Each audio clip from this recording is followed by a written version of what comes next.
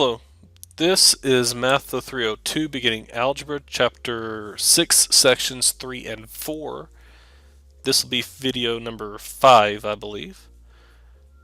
In this video we're going to factor 2x to the fourth minus 5x squared minus 7. As always, the very first thing we look for is the greatest common factor. So looking at the 2, the 5, and the 7, there are no common factors. The x to the fourth, the x squared, and nothing, well, there's not a common factor there either. Now, one thing I haven't been looking for, just because there was no chance of it, was are these perfect square trinomials, which we do kind of need to look for, and I'm going to show you how real quick.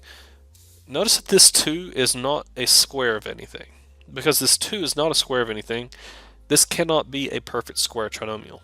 The same thing with the 7. The 7 has to be a perfect square as well. Don't worry about the middle term really for now, because it has to be a product of both of the outside and inside terms. So worry about just the first and the last term for the perfect square trinomials. Now notice that because of this 2 and this 7, there's no way that this is going to be a perfect square trinomial. But we still need to factor this. And there's a problem here. The problem is this 2. I'm going to bring this 2 over here to the 7, and we're going to factor this. Well, the 2 times 7 is 14, so that gives me x to the fourth minus 5x squared minus 14. Now, the big reason people try to make this more difficult than they need to is because this is x to the fourth and this is x squared. Really, you shouldn't have to worry about this all that much. Just remember, it's going to be 2 sets of binomials, and the first one, when you multiply together, the first ones, it needs to give you x to the fourth. And generally speaking, it's going to be x squared, because x squared times x squared is x to the fourth power. If this was x to the sixth power, you would do this as x cubed and x cubed. This wouldn't be x to the seventh. X to the eighth, you'd use x to the fourth and x to the fourth, and so on and so forth. Okay, so this is a minus sign, which means one's plus and one's minus.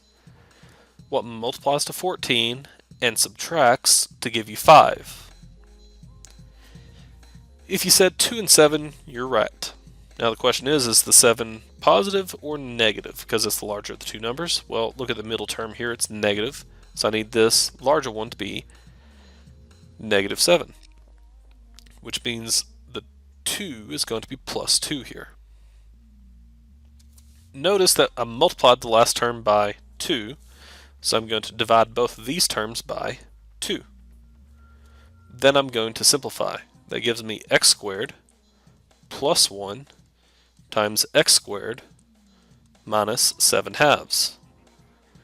And whatever denominator I have goes in front of the x squared, which means the factorization here is x squared plus 1 times 2x squared minus 7.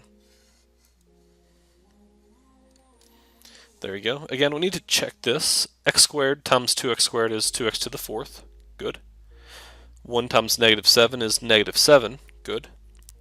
1 times 2x squared for the smiley is 2x squared. And x squared times negative 7 is negative 7x squared. Add these up, that gives me negative 5x squared, which is exactly what I wanted. Therefore, this checks out. Alrighty, I'm going to go ahead and end it here, and I will go ahead and see you in the next video.